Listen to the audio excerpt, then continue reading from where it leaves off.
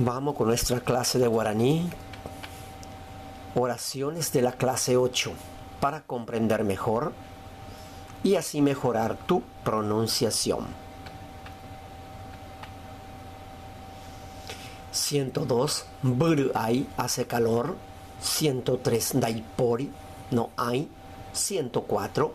Ñemit sembrar. Añemit estoy sembrando. 105. Ñe engatu no se calla.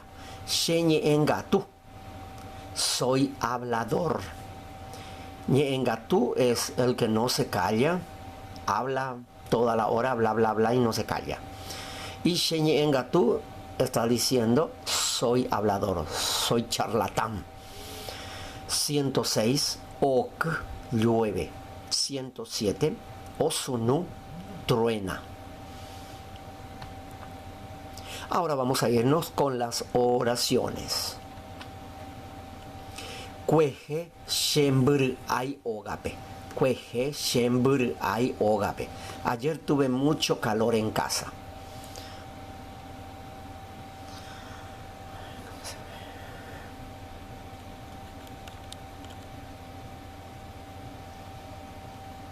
Cueje shembur ay ogape. Ayer tuve mucho calor en casa. Aja ayowa hanwa PTI mesahan daipori. Aja ayowa hanwa PTI mesahan daipori. Me fui para comprar una mesa y no había. She aja añemitan she cocuepe. Yo me fui a sembrar en mi chacra. She aja, yo me fui. Añemite, a sembrar. She cocuepe en mi chacra.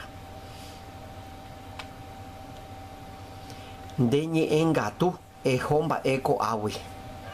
Deñe engatu, ejomba eco awi. Sos charlatán, andate de aquí.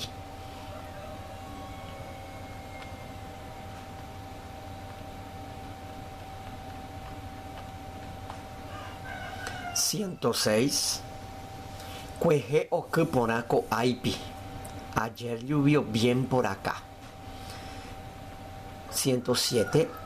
Cueje ocuponaco aipi. Ha osunu ha tainterei. Ayer llovió bien por acá y había truenos muy fuertes. Espero que esta ayuda les sea beneficiosa y útil para mejorar y dominar tu pronunciación en guaraní.